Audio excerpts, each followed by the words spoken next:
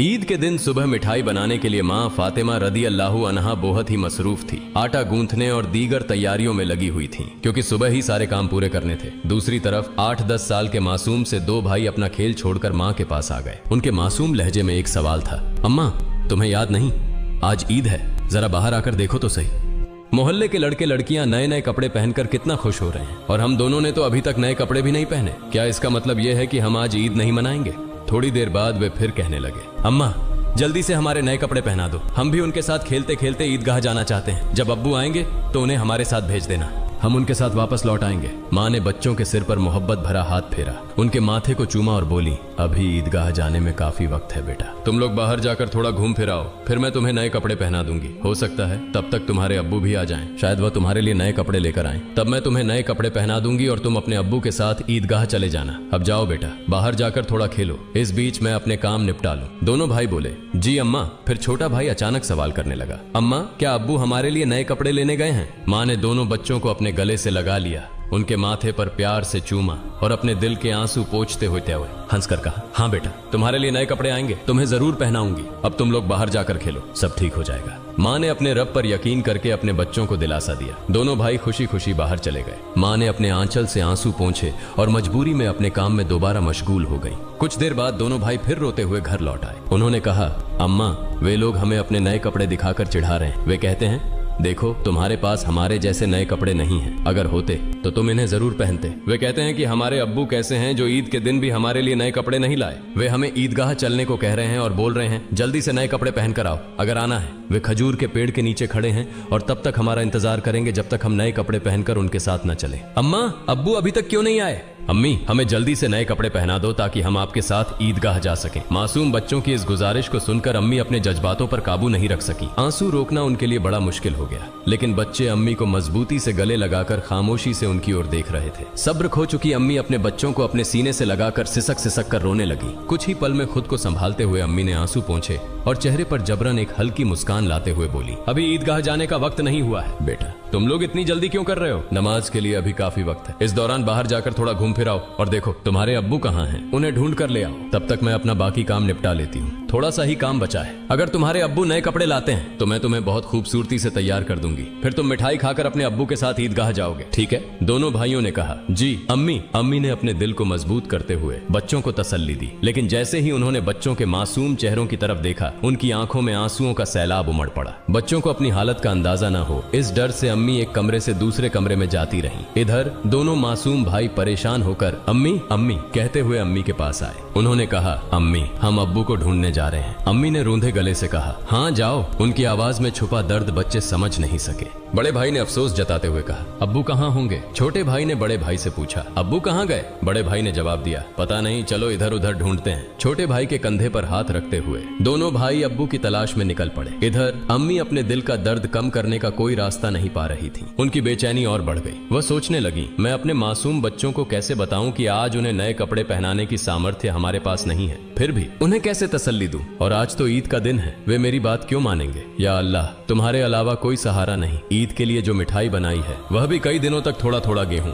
बचाकर तैयार की है, उसी से हलवा और रोटी बनाई है, लेकिन नए कपड़े कहां से लाऊं? या अल्लाह ये बोझ क्यों डाल दिया इस अम्मी के सिर पर? तुम तो सबकी हालत जानते हो, मैं इन मासूम बच्चों को कैसे समझाऊं? या अल्लाह तुम रहमदिल और सर्वशक्तिमान हो, झूठ बोलना गुनाह है, यह जानते हुए भी मैं अपने बच्चों को झूठे दिलासे और उम्मीद देकर बहला रही हूँ, लेकिन अब मैं क्या करूँ ये तो बता दो। हे अल्लाह तुम मुझे रास्ता दिखाओ, तुम मेरे गरीब पति की हालत जानते हो, तुम गरीबों के हालात से वाकिफ हो, हे रहमान हे रहीम। यह कहते कहते माँ रसोई में चली गईं और जोर जोर से चक्की चलाने लगी। चक्की के घुर्र घुर्र की आवाज के साथ उनके दिल का दर्द भी बाहर आने लगा। आंसू पोंछते हुए भले ही मिठाई बनाने का काम तेजी से चल रहा था, लेकिन जैसे ही यह काम पूरा होने को आया, एक और मुश्किल सामने खड़ी हो गई। तभी अम्मा अम्मा कहते हुए दो मासूम बच्चे हांफते हांफते माँ के पास आकर खड़े हो गए। माँ ने कहा, बोलो बेटा क्या बात है? माँ ने अपनी इच्छाओं और आराम को हमेशा पति की गरीबी को देखकर दबा कर रखा था। वह थोड़े में ही खुश रहती थी, लेकिन आज मासूम बच्चों की की छोटी सी ख्वाहिश ने उनके धैर्य को तोड़ दिया। उन्होंने खुद को संभालते हुए बच्चों को गोद में उठा लिया, मुस्कुराने की कोशिश की, उनके माथे पर चुंबन किया और कहा, बोलो बेटा क्या कहना है। दोनों बच्चों ने हाथों से अपनी आंखें मसलना शुरू कर दिया। यह देखकर छोटे भाई ने भी बड़े भाई की नकल कर ली। माँ ने कहा, देखो बेटा,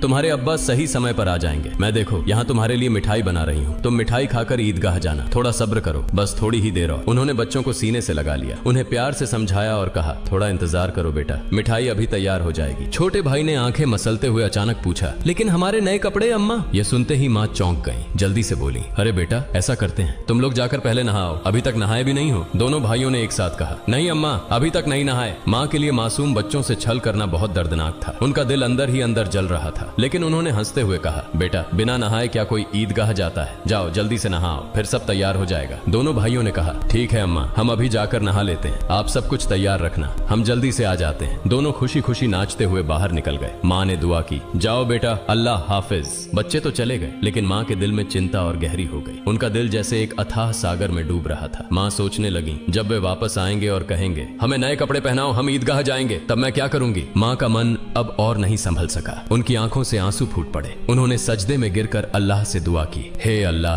तुम ही मेरा सहारा हो, तुम इस बेबस माँ की मदद करो, तुम मुझे इस स्थिति से बाहर निकालो। हे अल्लाह, तुम्हारे अलावा मेरा कोई नहीं है, मुझे राहत दो, इस स्थिति से मुक्ति दो। इसके बाद माँ किसी उन्मादी की तरह बोलने लगी, हे अल्लाह, तुम तो बच्चों की माँ का दिल समझते हो। 3 बार इन मासूम नासमझ बच्चों को बहला फुसलाकर मैंने किसी तरह संभाल लिया, लेकिन अब क्या करूं, अब क्या कहूं। तुम ही मुझे रास्ता दिखाओ, हे अल्लाह, तुम ही मुझे सहारा दो, तुम सर्वशक्तिमान हो, तुम सब कर सकते हो। फिर उन्होंने जोर से चिल्लाते हुए कहा, तुम सब कर सकते हो अल्लाह, तुम सब कर सकते हो। उधर नहाने के बाद दोनों भाई खुशी खुशी हाथ में हाथ डाले घर की ओर चल पड़े। कुछ ही देर में दोनों भाई हंसते खेलते घर पहुंचे और जोर से आवाज देने लगे, अम्मा अम्मा हम आ गए अम्मा। लेकिन माँ की ओर से कोई जवाब नहीं आया। छोटा भाई बड़ी मासूमियत से अपने बड़े भाई की ओर देखने लगा और पूछा, भैया माँ बोल क्यों नहीं रही हैं, क्या माँ सो रही हैं? बड़ा भाई छोटे भाई को अपनी बाहों में लेकर उसे दिलासा देने लगा, रुको मैं देखता हूँ। जैसे ही बड़ा भाई माँ को जगाने के लिए हाथ बढ़ाने वाला था, उसी समय दरवाजे पर जोर से खटखटाने की आवाज आई। बड़े भाई ने डरते हुए पूछा, कौन है बाहर?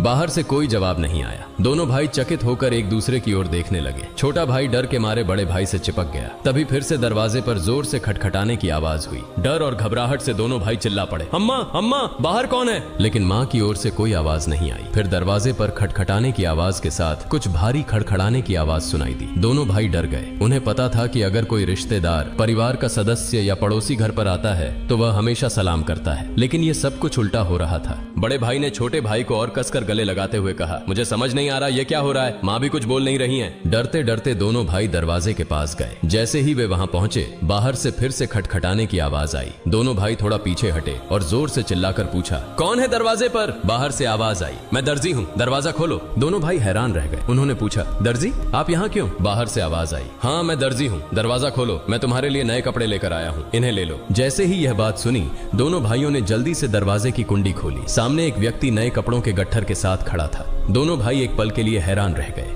दर्जी ने कपड़े उनकी ओर बढ़ाए। बड़े भाई ने झटपट सारे कपड़े अपने हाथों में ले लिए और छोटे भाई का हाथ पकड़कर तेजी से दौड़ते हुए माँ के पास पहुंचा। उस समय माँ अब भी संभल नहीं पाई थी, वह गुपचुप आंसू बहा रही थी। दोनों भाई बोले, अम्मा अम्मा देखो, दर्जी हमारे लिए कितने सुंदर सुंदर नए कपड़े लेकर आया है, जल्दी से हमें कपड़े पहनाओ, हम ईदगाह जाएंगे। बड़े भाई की बात सुनते ही छोटा भाई भी चहकते हुए बोला, हाँ अम्मा जल्दी करो, अगर देर हो गई तो हमें नमाज का समय नहीं मिलेगा। माँ यह सुनकर हैरान रह गई। कुछ पल के लिए बच्चों की ओर देखा और उन्हें गले लगाकर फूट फूट कर रोने लगी। इसके तुरंत बाद उन्होंने बच्चों को छोड़ दिया और सीधे सजदे में गिर गई। उन्होंने कहा, है अल्लाह, तुम्हारी महानता को कौन समझ सकता है। उन्हें तुरंत समझ में आ गया कि जो व्यक्ति नए कपड़े लेकर दर्जी बनकर आया था वह वास्तव में दर्जी नहीं था, निश्चित ही वह अल्लाह के भेजे हुए फरिश्तों में से एक था। माँ सजदे से उठी और जल्दी से बच्चों से बोली, जाओ बेटा जाओ, उसे मेरा सलाम कह देना और कहना कि वह आज हमारे घर से विदा हो जाए। लेकिन बच्चों को यह बात याद ही नहीं रही। दोनों भाई नए कपड़े पाकर इतने खुश थे कि उनकी खुशी का ठिकाना नहीं रहा। माँ ने बच्चों को देख उनके सिर और पीठ पर हाथ फेरकर उन्हें गोद में लेकर प्यार किया और माथे पर चूमा। फिर हल्के से डांटते हुए कहा, बेटा क्या तुम अभी तक नहीं गए? दर्जी साहब को क्या लगेगा?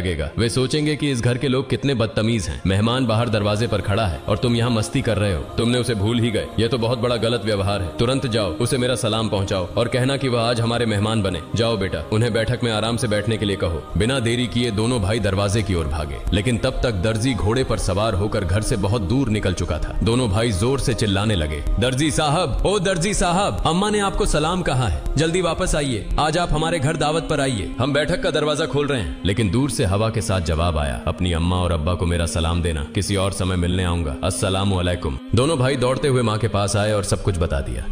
बोले, दर्जी साहब ने तुम्हें और अब्बा को सलाम कहा है, वह घोड़े पर सवार होकर उस तरफ जा रहे हैं, जल्दी आओ। माँ, उन्हें देखोगी ना, जल्दी करो और खिड़की से देख लो, जल्दी आओ। माँ, अगर देर करोगी तो उन्हें फिर नहीं देख पाओगी। दर्जी साहब कितने खूबसूरत लगते हैं, आओ ना। माँ ने बच्चों की बात सुनकर खिड़की के पास आकर खड़ी हुई और बाहर की ओर देखा। उन्होंने देखा एक तेजस्वी पुरुष नजर आया। वह आकाश की ओर उड़ते जा रहे थे और उनके शरीर की चमक चारों ओर फैली हुई थी। उनकी रोशनी सूर्य की किरणों को भी फीका कर रही थी। मां तन्मय होकर यह सब देख रही थी। अचानक वह पुरुष घोड़े सहित कहीं अदृश्य हो गए। उन्हें अब और नहीं देखा जा सकता था। इतने में दोनों भाई जोर से चिल्लाकर बोले, अम्मा, अम्मा देखो, वो रहे अब्बा, दूर से आ रहे हैं। वह मां ने बच्चों को लेकर अंदर कमरे में ले गईं और उनके शरीर पर नए कपड़े पहनाने लगी।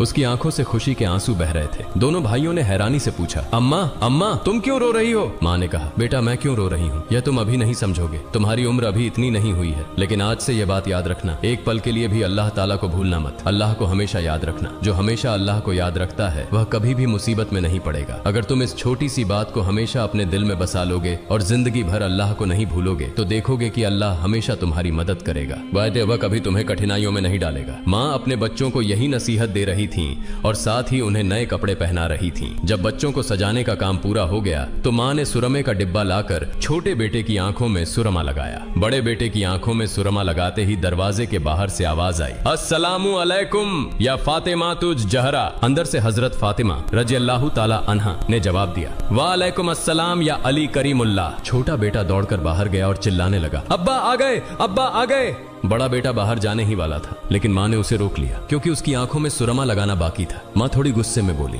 बैठो बैठो, पहले सुरमा लग जाने दो। इस बीच छोटा भाई अपने अब्बा का हाथ पकड़कर अंदर ले आया। तब तक बड़े भाई की आंखों में सुरमा लगाया जा चुका था। दोनों बेटों को देखकर अब्बा हैरान हो गए और बोले, यह क्या, इतने सुंदर कपड़े, ये कहां से आए? फिर दोनों भाइयों ने अपनी माँ और अब्बा को गले लगाकर खुशी जताई। हजरत फातिमा रज़ियल्लाहु ताला अन्हा ने बच्चों की आवाज शांत कराते हुए हजरत अली रज़ियल्लाहु ताला अन्हु को सारी घटना सुनाई। हजरत अली रज़ियल्लाहु ताला अन्हु जैसे ही यह बात सुनी सजदे में गिर गए और बोले, हे अल्लाह, तुम्हारे लिए कुछ भी असंभव नहीं है, तुम महान हो, असीम हो, तुम दयालु और सर्वशक्तिमान हो। सजदे से उठकर उन्होंने हजरत फातिमा रज़ियल्लाहु ताला अन्हा से कहा, जो दर्जी बनकर बच्चों के लिए कपड़े लाए, क्या तुम उन्हें पहचानती हो? क्या तुमने जान लिया कि वह कौन थे? हजरत फातिमा रज़ियल्लाहु ताला अन्हा ने कहा, नहीं, लेकिन इतना निश्चित है कि वह अल्लाह के किसी भेजे हुए फरिश्ते थे, इसमें कोई शक नहीं, हालांकि यह मेरी अपनी धारणा है। हजरत अली रज़ियल्लाहु ताला अन्हु ने कहा, हाँ तुमने सही कहा, यह अल्लाह की महिमा है, वह हजरत जिब्राइल अलैहिस्सलाम थे। हजरत फातिमा